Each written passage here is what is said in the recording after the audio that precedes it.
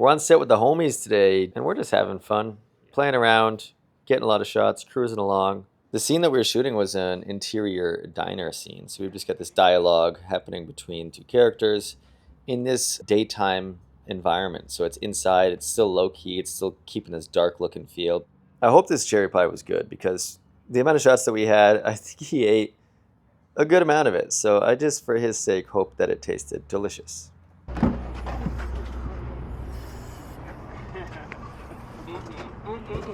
Look at that. And then I think we'll just load back in for the day for company moves into the van if we've got the space for it. Okay. It's always a good day when I get to be on set with my good friend Justice. If you saw in the last video, we're still working hard in the 100-degree heat, just lighting away. He's a grip and I'm gaff on this one, so.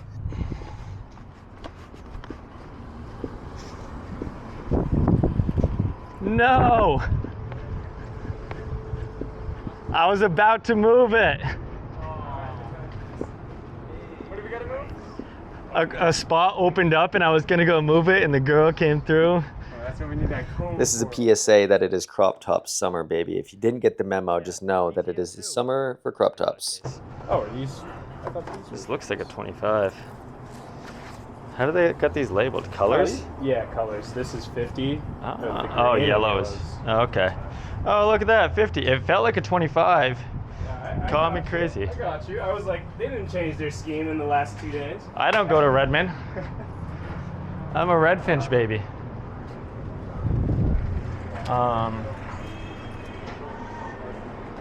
So you think these are two different circuits?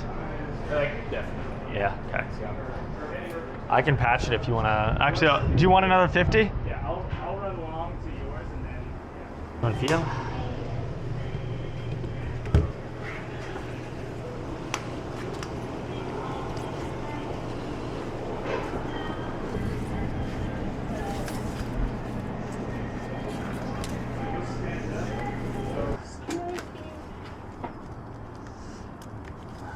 I'm gonna strike the second one. So our first move was setting up this hard sunlight, and we actually opted for 2 lights here, and these are both aperture 1200Ds. Just at 100 to start. Now we use 2 lights coming through 2 windows for a couple of different reasons actually. So we want to keep the continuity of like the light angle as if the sun is shining from really far.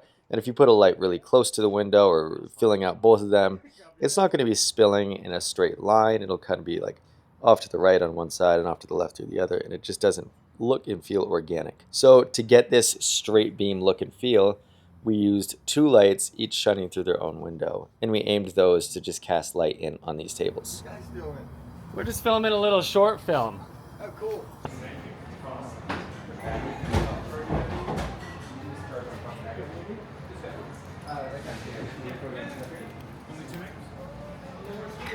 Our camera package was a beautiful little camera package. We had Brian's Alexa Mini, and then we are running Kawa anamorphics on this, which are beautiful old vintage anamorphics.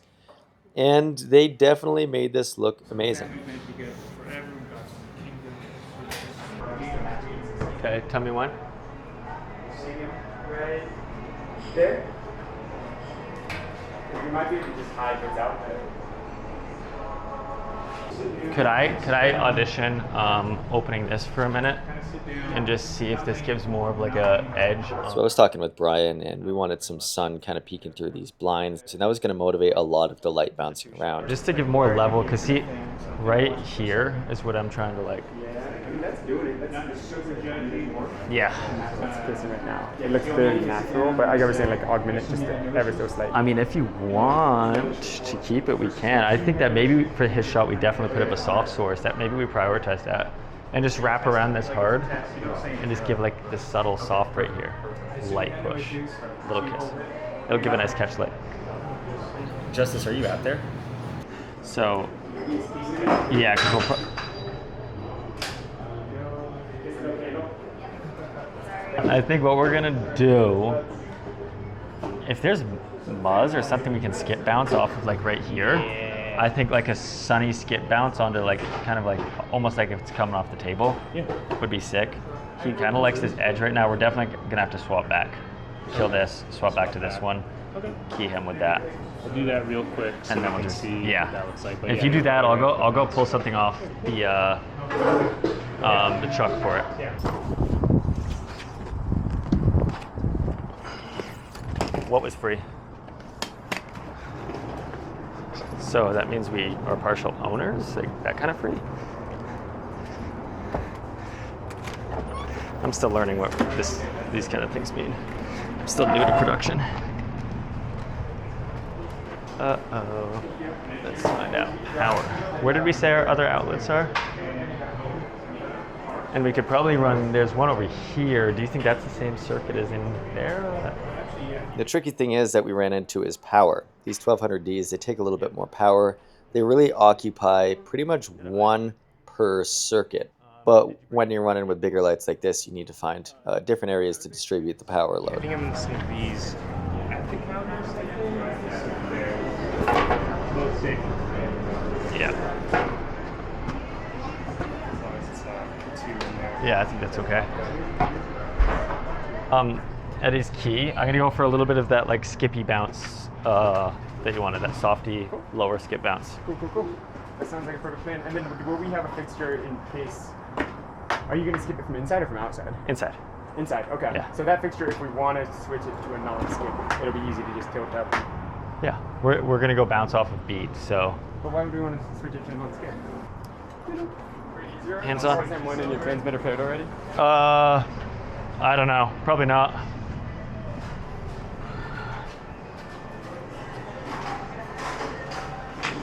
Points. Yeah, we went there. Oh, we got the pie. Did you grab the stuff? And then I'm going to put our diopters and stuff up here.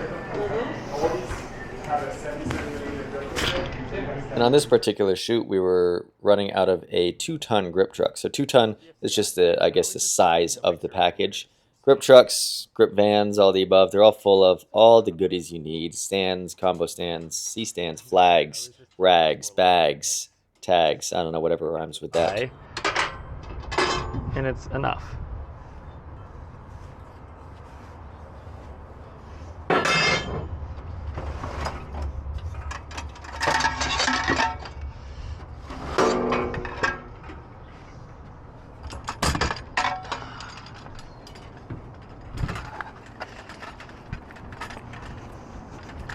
Dude, I lost my glove.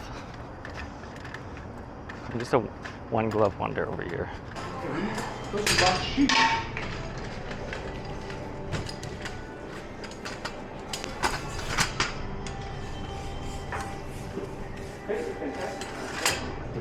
You guys want to go get a beer? I'm kidding. Our first shot was actually going to be some coverage on one of the characters' dialogue scenes. So we're going a little bit closer. So we started to rig up our key light on him while we were getting the sun from outside dialed in. Yeah, nice and snuggly for a quick minute until I make some changes. So.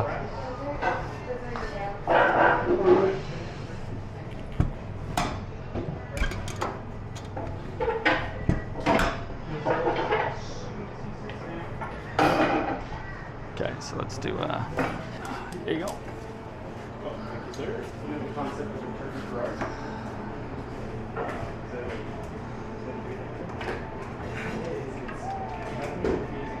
Okay, striking. Brian, is that too magenta for you, Brian? I can green it up if you need. Want to take that opal that's there? Yeah. Well, you want to turn it off? Is the gloss actually? We switched up kind of the way that we were doing it. Originally, I opted to just go for a classic old book light, which book lights are beautiful. They're soft, it's double diffused, etc. But we actually switched up because we were getting a lot of spill into the rest of the diner, and we didn't want that. We wanted to control our light, and then we were moving things around anyway. So we opted to just double break our key light. So we ended up using an Aperture Nova, and we had that pushing through a 4x4 source. Hey, Brady, you gotta sit back there. Oh. Got it? Brian, I'm gonna also audition this edge. You can say no. Points. Fly through here. Points. Yeah, it might be tight. And as usual, with my relationship with Brian, I always fight him on things. And I was telling him, I was like, Brian, you really need to edge this shot. I know what you're thinking. Get your head out of the gutter. We're talking about edge lights. I was like, dude, let's just push in just a little bit more just to pull our subject out into the darkness. He's kind of meshing with the background. So I was like, let's pull out a tube light. We'll control it. It'll be gentle. So I put out InfiniBar PB12. And I just threw that on a stand over on his shadow side. And we threw a grid on it as well just to keep it really controlled and really gentle. We had this at a very low percentage, like 5 or 10%. And it was just really adding a little bit more of an edge just to make it look like the skylight from the window is just pushing in a little bit more than it really was. Our 600 is at about 5. I warmed it up just for some nice skin. 5 on this edge. When you're on a film set like this with a big crew and a lot of things going on, it's important to, be attentive and be aware because the pacing can be fast and it can be overwhelming. So it's important to always be in communications, always kind of know what's going on, what's next to come, and almost predicting your next 3 steps. And so with this, we had a lot of shots and very little time. As the gaffer and on the lighting team, you're kind of predicting and talking with either the AD or the DP of, what's to come. Our tungsten's coming up. Are you a 32 or a 27 kind of guy?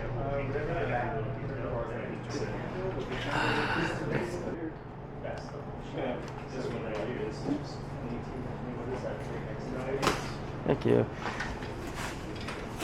Here we go. There's our 65% right now. So I'm going to bring it to 40. And I had these connected up to Sidus Link on my phone. So as Brian needed adjustments and dialing in exposures, it was easy to just look at the monitor and just swipe up and down and A/B it and give him exactly what he wants. I like this though. Is this the less crunchy? Yeah, this. And we were using these InfiniBars quite a bit throughout this entire project. They were just quick and easy to throw in an extra edge light or throw in fill as you need it or just extra little push from a direction in a pinch. Brady's head is blocking it. Yeah, So this is it. We could probably do it from the outside if we want. Yeah. And that's not affecting the rest of the back. Do we need to change exposure on it? 60.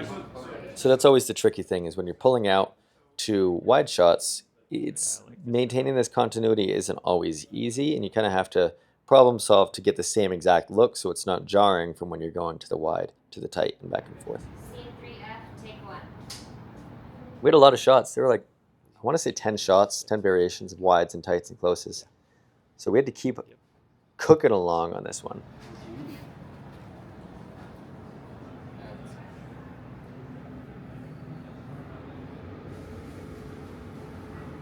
And sometimes I wonder, I'm like, at what point in the industry do we actually be serious professional adults? Or does that ever happen?